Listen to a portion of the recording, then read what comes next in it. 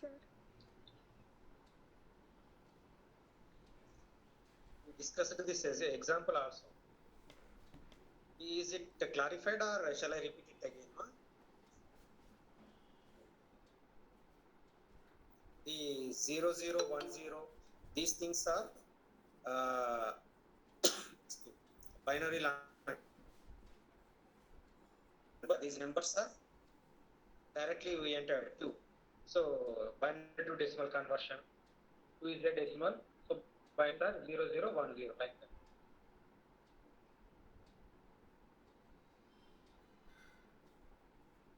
Is it clarified or shall I repeat it again?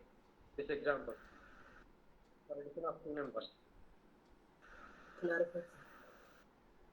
Clarified. Good.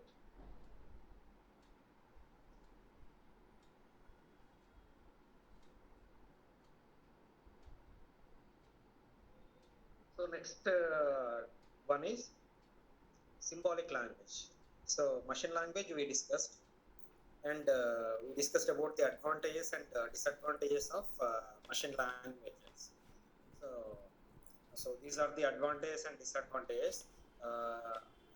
Actually, I said to I will share this copies. Right, I have not done yet, so I will do it today. Don't worry. This is a PDF thing. That's the problem. Uh, right. So the next one is symbolic languages. Symbolic languages, or we can call it as an assembly language. So after the compilers, we have the assembly language.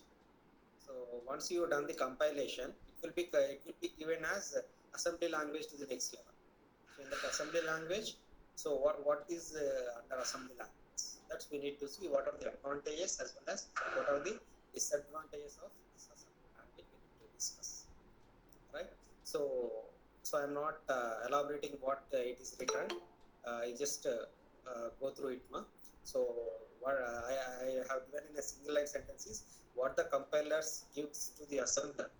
See, after compilers, the next step is assembler. So from the compiler, it will receive the data to the assembler.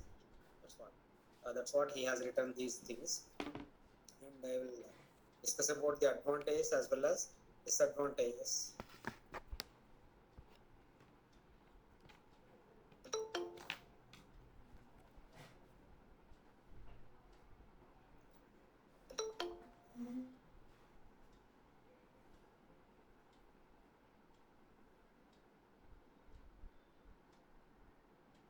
Okay.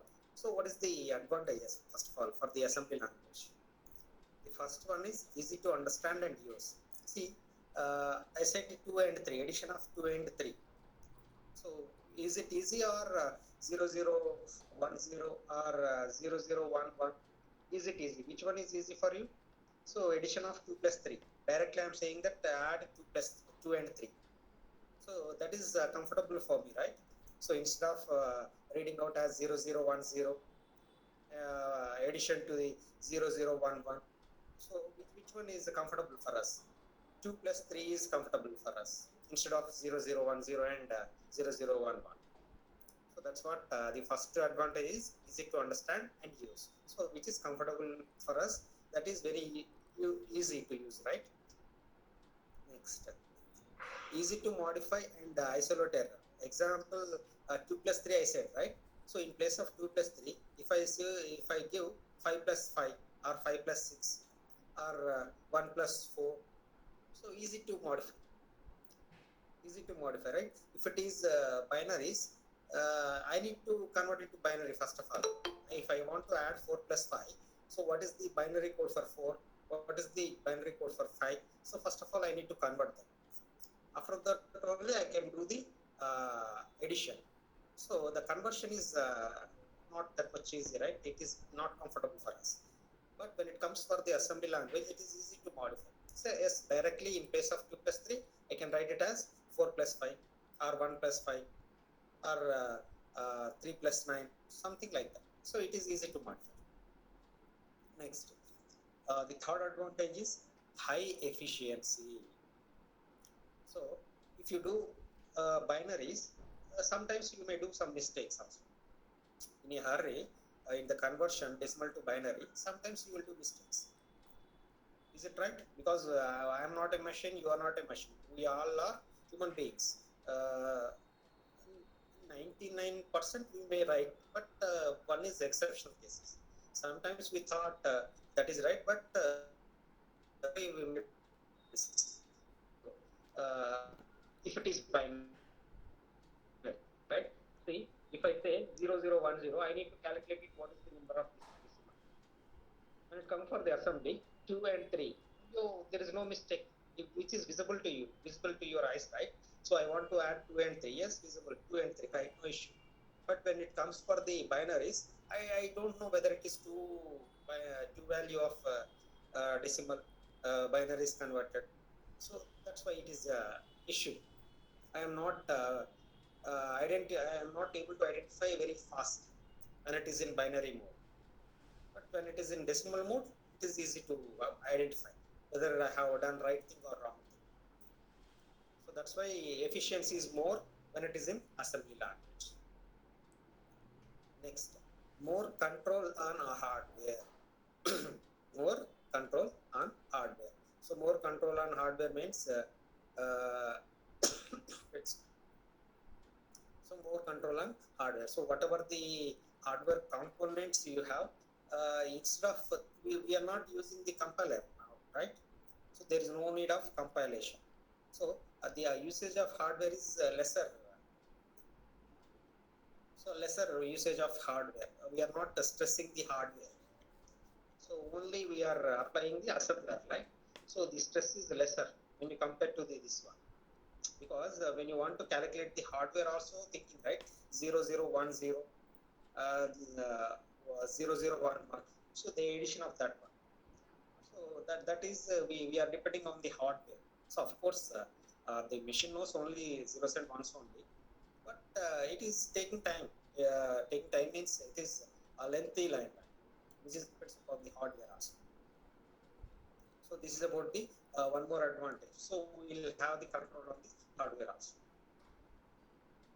So when it comes to the disadvantages, so it is a machine dependent language. Yes. So we are depending on the machine. Means I have to receive the after compilation. Whatever the code I am getting, that is after the compilation I am getting that one. So after that only it is converted to assembly language. So I am depending. This language, this assembly language is dependent on machine language. That is machine dependent. Next, requires a translator. So requires translator means system knows, that is computer knows only zeros and ones. I have written 2 plus 3.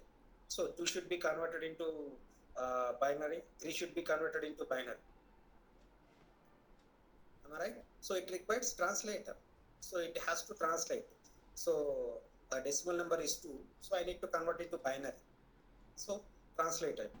So 0010 is the answer for the 2 as a binary. So we need a translator for that.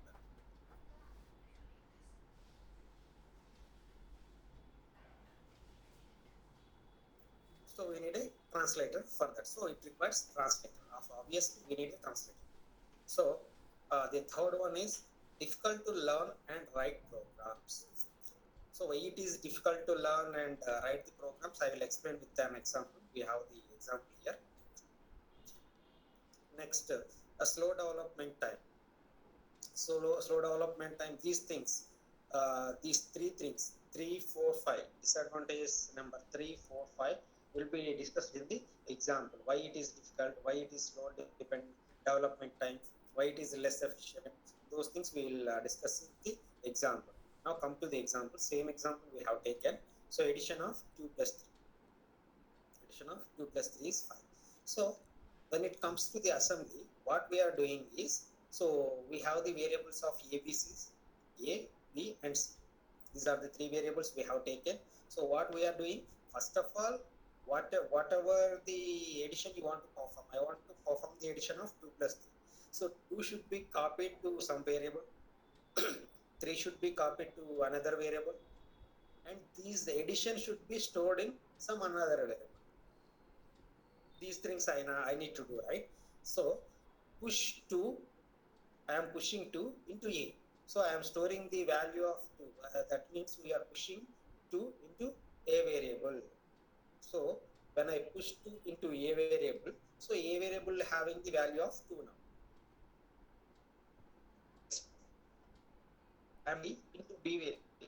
So B will contain 3. So now I am performing add A comma B. Add A comma B. So A comma B means, so addition will be performed with A and B. So what will be stored in A and what will be stored in B, that will be added. So 2 plus 3 will be added. So addition is done. So addition is done, but how would I know that the value is addition of someone? Because I am not able to see that one, right? So that's why print C. Print C. So in C value it is stored. So I think uh, uh, that addition should be stored in C. So once it is stored in C, so that one is missing. So print C means we are getting the C as 5. C as 5. So that addition value we have received as 5. So this much of things you need to do. So that's why it is difficult to learn and write the program. So difficult means every time you need to push the value and you need to store in some variable. In order to perform addition or subtraction, multiplication, whatever the required you like, so you need to push those values into that variables first of all, and you need to perform it. After that, you need to store in some value, and after storing in that value, so before print C, we need to write it as push addition value in C. That also we have to write. Push add the addition value in C also, that is missing. So after that I need to print C. So when I print C, that in that case I will get the value of C is 5, which is visible to me. So this is about the assembly language. When it is machine language, it is having zeros and ones. Directly it will perform the operation. This is the example for machine language. So directly that will be converted. When it comes to the assembly language, this kind of procedure we need to do. So that's why it is slow development time. Slow development time means it is slowly, right? So first of all, I need to push it 2 into A. After that, I need to push 3 into B. So these things to be done. So these things to be done means it is time-taking process a little bit. So that's why when you develop the program, it is slow development time. It is having slowly developed those concepts. So less efficient means sometimes just now we have seen, right? So something is missing. Why it is not efficient? So we run the addition, but we have not stored that value in C. We directly ask the print C. At that time, it will show the garbage value because we have not pushed the addition value into C, right?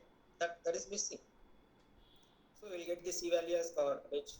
So if you miss one step, so that's why it is less efficient. Because it is a little bit difficult to understand the which is missing. So that's why I said, right? So you need to store that addition value in C that is missing. Okay. After that, we need to push that addition value into C. So after that, we are saying that print C. So at that time, it will show the answer of C. What is stored in the C? That is addition of A. So like that, it is assembly language. Now come to the next one, high level language. High level language means nowadays what you are doing, all the people are doing, that is high level language. Whether it may be a C or C++ or Java or whatever the language nowadays available, these all the things are high level languages only. These all the things are these all the languages are high level languages only. So C already we know it, right? So C means what? Computer language, which knows the computer. So that is machine code. Zeros and ones are known by the C. That is machine. So EA system implementation language. So system directly knows that C language, machine language. Next, C++. C with object-oriented enhancement. C with object-oriented enhancement. That's why C is a procedure-oriented programming. C++ is object-oriented programming. So wherever it is required, you can declare the variables in the middle of the process, but you can't do it page. So that is the difference between C and C++. Procedure-oriented, object-oriented. One second, ma. Just hold for a second. In minute.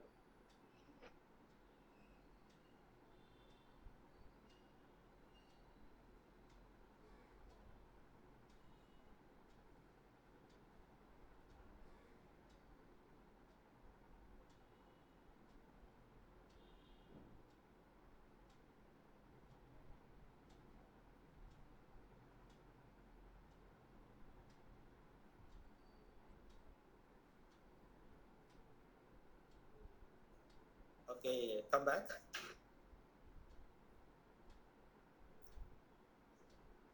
So, so the rest of the languages are high-level languages. Nowadays, what we are using is high-level languages only, whether it may be a C or C++ or Java or whatever the rest of the language started with, everything language.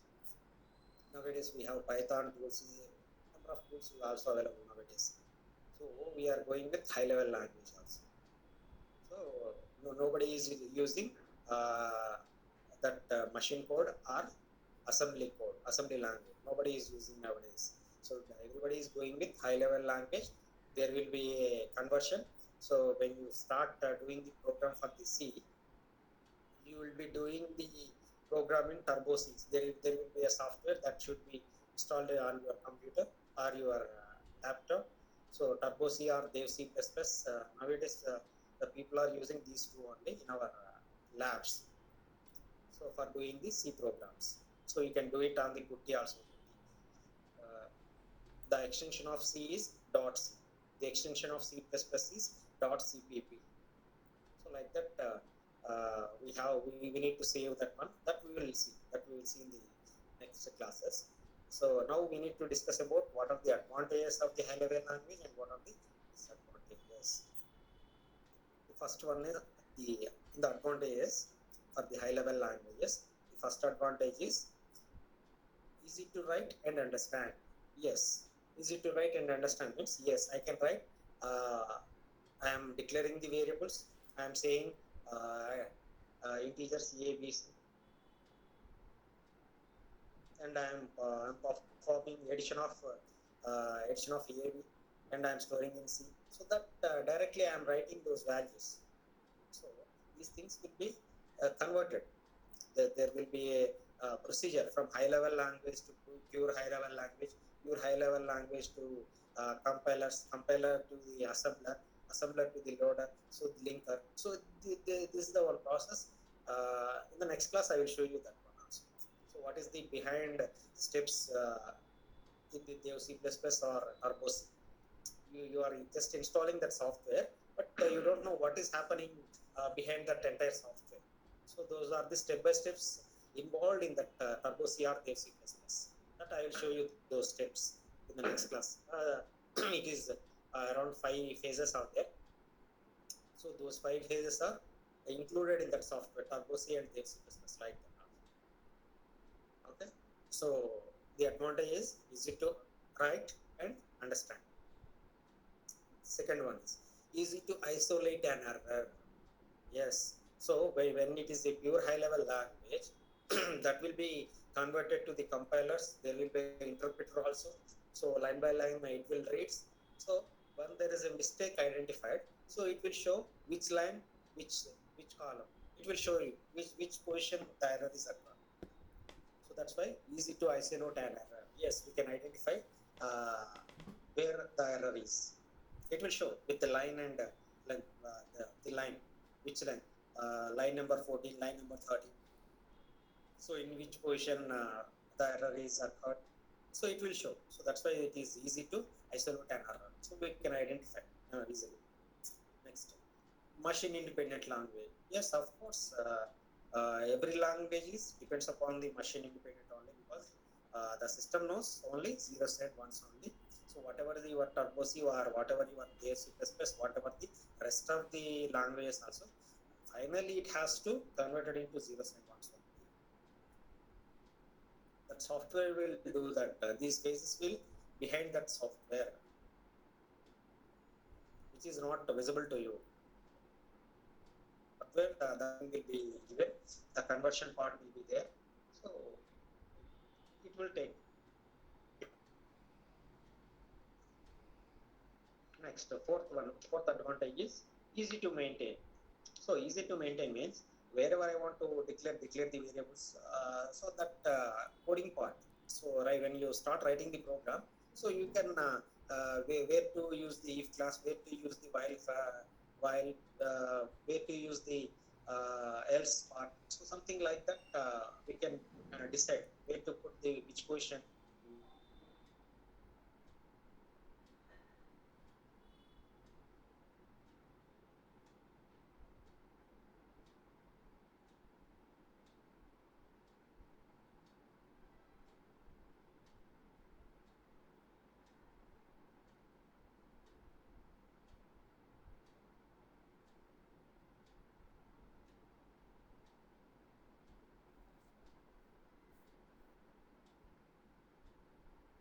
Then only perform the pre-one.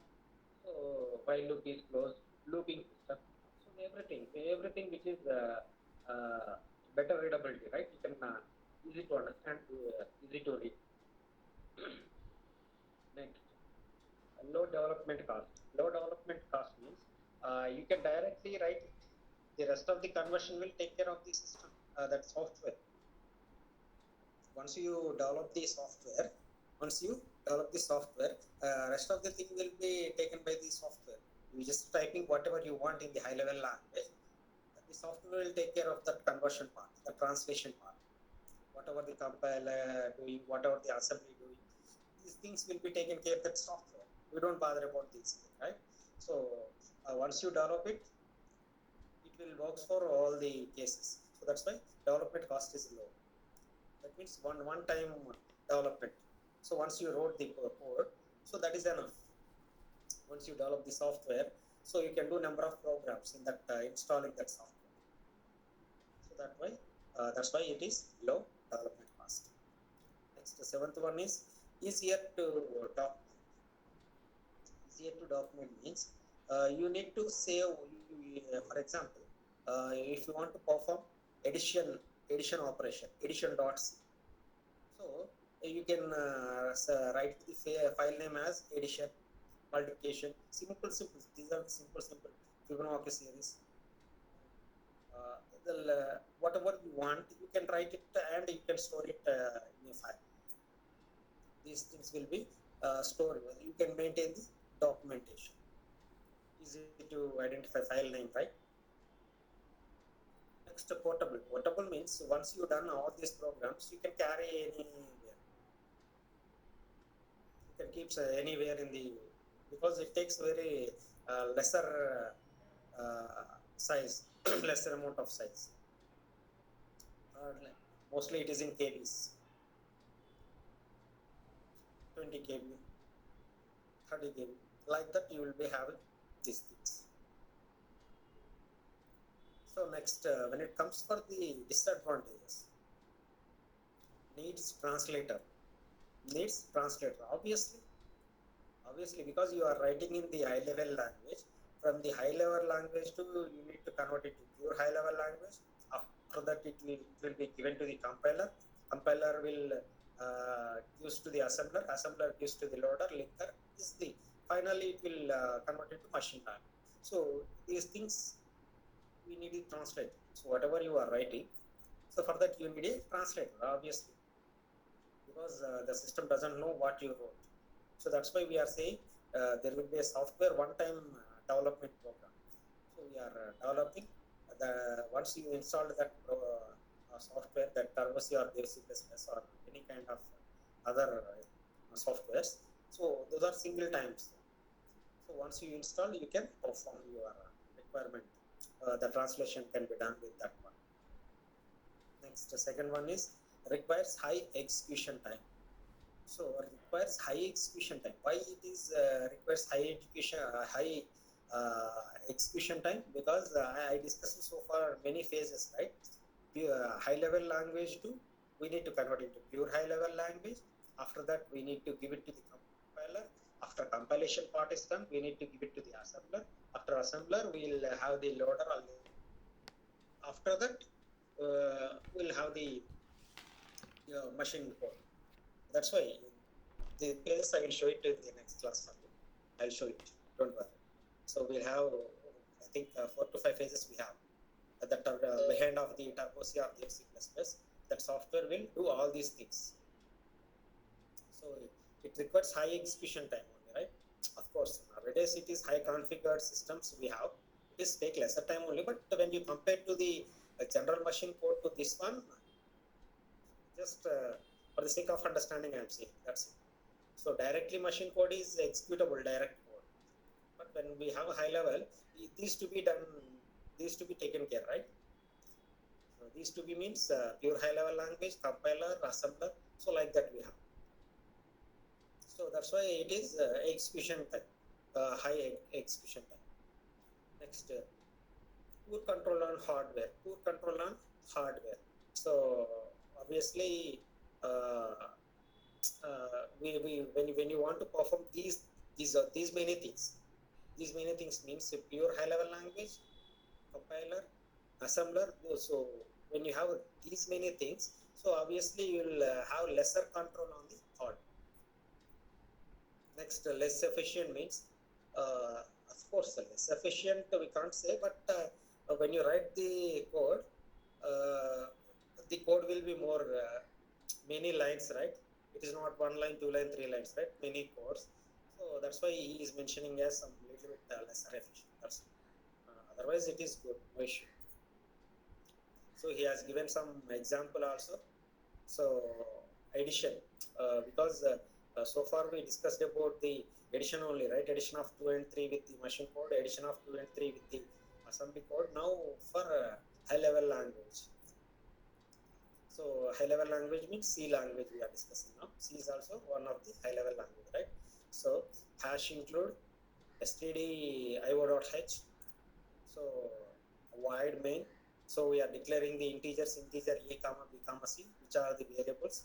Next we are taking directly scan %d and ampersand a ampersand b. So ampersand a and ampersand b means when you discuss about the pointers topic, you will know these ampersand a and ampersand b. See, ampersand a and ampersand b is nothing but address of a variable. So address of a, it will, in the address of a, which is value is there, it is saying that take that value. Next, address of b. So which value is stored in b, so you take that value. That is the meaning of it, scanf. So whatever you enter the scanf values, that will be stored in address of a and address of b. So that's what he is saying. Next, after that, what you are doing, you are adding a and b in c. So you need to print that c, right? So print %d c. So this is high level language. It is not pure high level language, it is only high level language, right? So when you discuss, we have the subject called compiler design in the, I think, second year or third year. In that compiler design, you will know only about the compilers. The compilation part only, your entire subject. You will study in the third year or second year, exactly. So that compilation will having the one subject for your curriculum.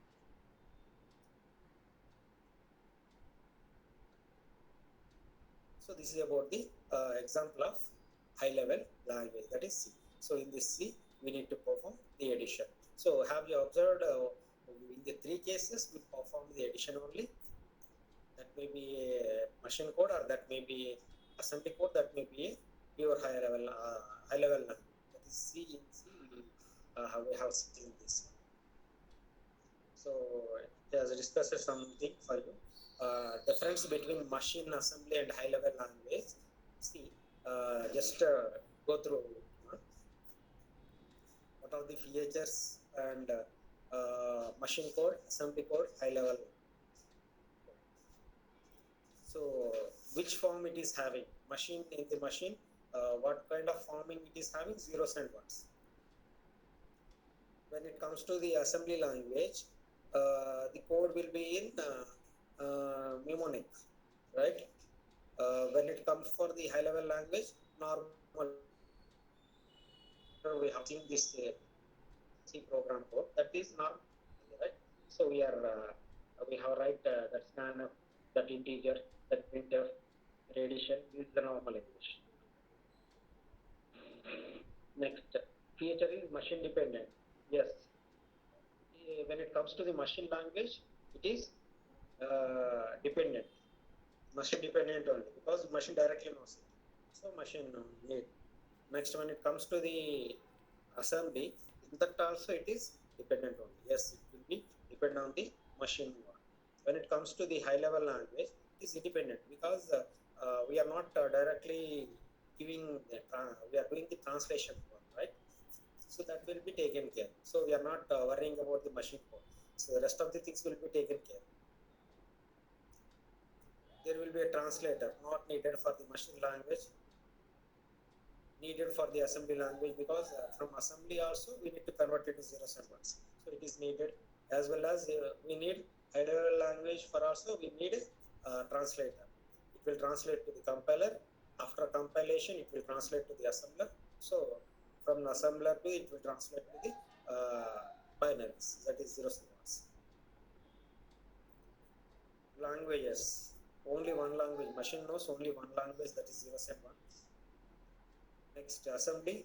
Different manufacturing companies are available for assembly languages, and when it comes for the high level language also, there are different languages we have. Nature of nature is means when you go with the machine code, it is a little bit difficult for you, right? Because you need to write the zeros and ones directly.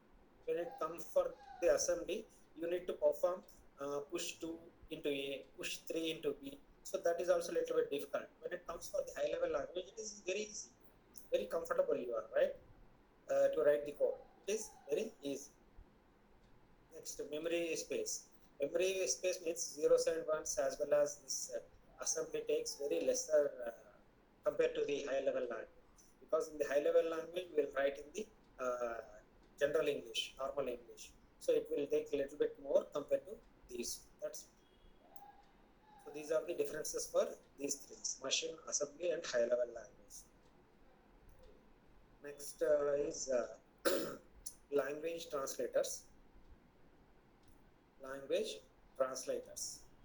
These are the programs which are used for converting the program in one language into machine language instructions, so that they can be executed by the computer. Yes. Why the translator is needed? Because the computer knows only zeros and ones. Because I am not I am not comfortable with the zeros and ones writing there. So I will go with the high level language. So I need a translator first. I need a translator to convert that code into zeros and ones, that program into zeros and ones. Yes, I need a translator. So there will be a compiler. So just now I said, right, the compilation with the, you are going to study this compiler topic as a compiler as a one subject in your curriculum, which is mandatory subject for you, which is not elective. You will study this compiler design. There will be a subject called compiler design. So entire subject will discuss on the compilation part of it. Right? It is a program which you use it to convert the high level language program into machine language. This is not exactly right, no? Because it won't convert into a machine language. It will converts into a assembly language. The compiler gives the assembly code.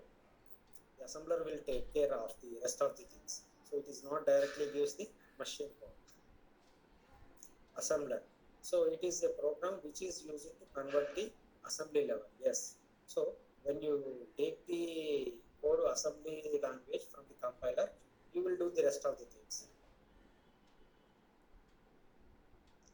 that's why once I show it to you, you will understand betterly those differences. What is the procedure followed? What is the behind procedure followed for the turbo C or the C++? Next, interpreter. So it is a program. It takes one statement of a high-level language program, translate it to machine language instructions, and then immediately executes the resulting machine language instructions. So, uh, so I just want to say in single line sentence, what is the interpreter will read the whatever you enter. For example, you have completed one line code. So it will be already executed that line. It will interpreter will execute that line. The role of the job of the interpreter is it will execute line by line. So once you enter, it will be executed. It will read and it will do the translation and it will execute. These all the things will compute in a, within a fraction of seconds once you enter that whatever you wrote. So translation will be completed, execution also completed for the interpreter.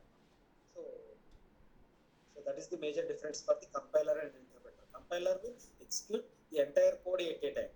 Whatever the program you have written, the entire program will compile at a time. But when it comes to the interpreter, so you have developed one line, so you are entering to the second line. So the first line will be translated as well as it will be executed in the interpreter. So that so actually okay, it has given the differences also. You just go through it. I have explained these differences between compiler and interpreter. Simple thing you need to remember: the compiler will take care or compiles at a time the entire program. The program will compiles at a time. When it comes to the interpreter, it is line by line. Whatever you enter, it will translate, it will execute. Both will be completed within fraction of seconds immediately. Once you enter the code, once you start writing. So line by line execution, you can able to identify, you can able to see. Okay. The next one is creating and running programs. Creating and running programs. So the procedure for turning a program written in C into machine language. So the process is presented in a straightforward linear fashion, but you should recognize that these steps are repeated many times during development to correct errors and make improvements to the code. Yes. So, uh, so better go with these following 4 steps in this process. No? What is creating, what is running, those will be discussed in this forum only. Writing and editing the program. So once you want to thought for some developing a program, for example, you need to perform addition, multiplication. These things you want to develop. So you need to write the code for addition as well as multiplication. I want to add a plus b.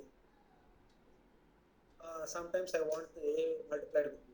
Otherwise, both I want to do, and I want to store in different variables. So I want addition as well as multiplication of the given. So both can be done. And editing the program also. Editing the means, so directly I am taking the values. For example, addition is I mentioned 2 plus 3. So I want to change those values. Instead of 2 plus 2, 3, I want to take 4 and 6, something like that. So editing can be done. Next, compiling the program. Yes, you have to compile while you write the program to C. That should be taken to the next level of compilation. Next, link the program, linking the program with the required modules. So what are the required things? So you need to link those things. So what are the next, executing the program. So once you have written the program, you will go for compilation. After that, you go for the execution. So while you compile, how many errors are there, it will show, and the location of the error is also isolated. So which position there is error, you can able to identify once you compile that one. So how many errors are there? So what is the reason why it is showing error, where there is a syntax error or which error, that is also will be mentioned.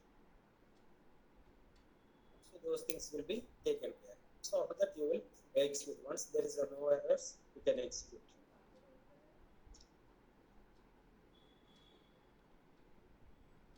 So he has given some little bit of flow chart for you.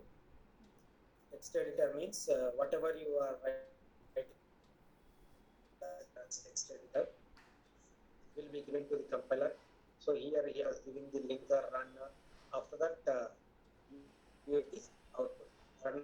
So he has given some name for that. What kind of phrase it is? What is the name of code? What is the tool you have used?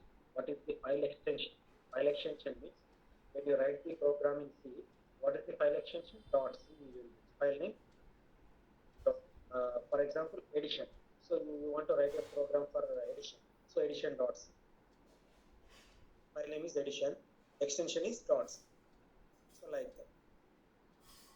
So when it is a compiler, so dot object.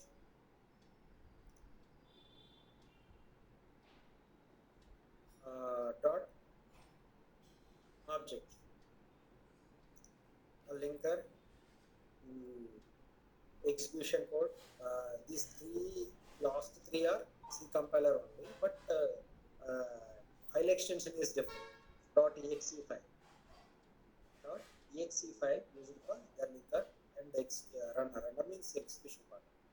So .exe. So the writing and editing the program. So he has elaborated something like that. Just to go through it, so theoretical. Just you understand whatever the written so far the flowchart of these things. So he has written the same thing. Just to go through it. What is the time now? 10:30. So next one is in the 5 to 10 minutes I will close the end of the class. Next one is algorithm. Next topic is algorithm. So what is the algorithm? Algorithm means step-by-step procedure. That is algorithm. Step-by-step procedure we call it as an algorithm. So, but with the set of instructions. So algorithm is a set of instructions also I can call. Those set of instructions are step-by-step procedure. It has to follow the step-by-step procedure. So he has elaborated that algorithm also. Algorithm is a finite sequence. Say a finite sequence means finite. It is not infinite, right? So if it is infinite instructions, it is goes on. So that's why I mentioned as finite means set of instructions, not infinite. Each of which has a clear meaning and can be performed with the finite amount of effort in finite length of time. So that's why it is a set of instructions which is step-by-step procedure you need to follow. So I'm directly going to this one. The steps directly I'm going to the example, you will understand better, right? So write a algorithm to find out number is odd or even. So I am asking to write a algorithm to find out number is odd or even or odd. So you have to develop the algorithm now. So it has to identify whether it is even or odd. So what is the first step? So first step is you need to start the program, start writing, start. Second step is input number. First of all, you need to give the number, right? Whether it is 3 or 2 or 5 or 4 or 5. You need to give the number. So input number. Step 3. So reminder. Reminder equals to number modular to 2. And means you need to divide with the 2. And the remainder you will, whether it is remainder is 1 or remainder is 0. So when the remainder is 0, that is even number. When the remainder is 1, obviously it is odd number. Are you following? So number not 2 means, for example, I have given the number as 4. So 4 by 2. 4 by 2 means 2 2 is 4. So obviously I will get the remainder as 0. So what is the 4? 4 is a even number. So that's why the next step, I will go to the next step. Step number 4. If remainder is 0, then print number even. Given the number is even. That's what. If it is 4, you have given 4 by 2. You will get the remainder as 0. So if the remainder is 0, then you print the number as even number. Else, if it is else, obviously the number is odd. For example, take the 3 by 2. So the remainder is 1. 2 1 are 2 and the remainder is 1. So which is not equals to 0, right? Remainder is not equals to 0. You got the remainder as 1. So print number is odd. So we are ending the if class and we are stopping the program at next step. So stop it. That's it. So now you give any number, it will tell you that whether it is even or odd. So when you start writing the program, you should know the algorithm or flowchart. So first of all, this is important for you. Huh? So when you think about the procedure writing the program, so you should know the algorithm or flowchart. So first develop the algorithm or flowchart. So then you start writing the program, which is easy for you. So that's why when you write the algorithm, write like this. If you want to go with the flowchart, you can go with the flowchart like this. So these are the symbols, and this is the purpose of that symbols, and this is the description of that symbol.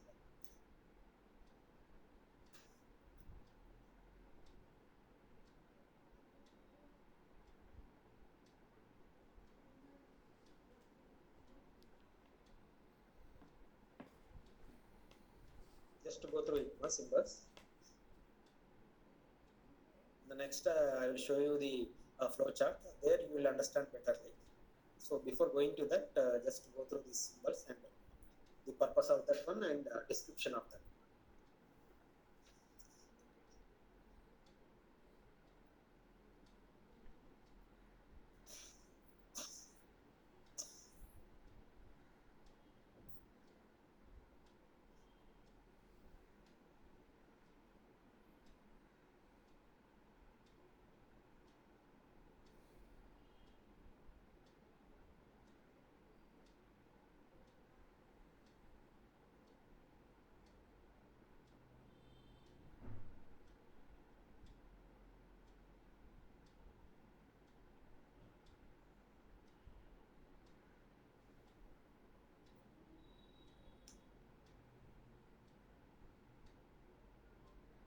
So while you do it in the lab, first I'll ask for write the algorithm or flowchart. After that, I'll ask to write the program. Because once you know this algorithm or flowchart, it is easy to understand the program. You will have the concept in your mind once you know this algorithm or flowchart. There is no need to by heart it, right? The steps will be known once you know this flowchart or algorithm. So now I'll show you one example for flowchart.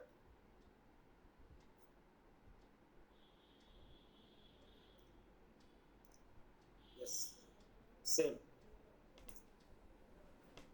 Start, declare variables, number 1, number 2, number 2, and sum. So we are asking for addition, right? Next, read number 1 and number 2.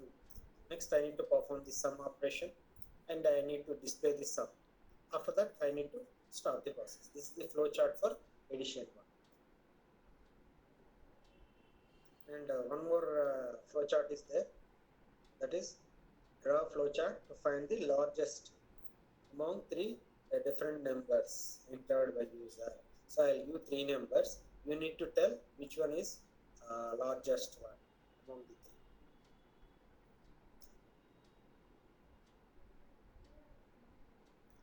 So what is the flowchart? First you need to start it and you need to declare 3 variables, right? Because I am giving 3. Out of 3 you need to identify which is bigger. Next, read A, B and C. First of all, I need to read those things, right? You have given and I have read it. And I'll start compared. Is A is greater than B? If it is false, go with this loop. If it is true, go with the right side loop. So if it is true, then check for is A is greater than C. Then it is also true, then print A is the bigger one. Print A means A is bigger out of 3. So like that, if it is false, go to left side. So like that, you have to develop a flow chart. So once you know this, the program is very easy for you. So that's why once you start writing the program, so think about the algorithm or flow chart. Once you know this algorithm or flow chart, it will be easy for you to write the program. Okay, I will share up to this slides. I'll share it for you. So I think that's all for today. In the next class, we'll see the next topic is introduction to C language. The next class, that is tomorrow, we'll go with introduction to C language. So we'll go with the topic. CR, send me the attendance. All of you wait for a while. CR will take care of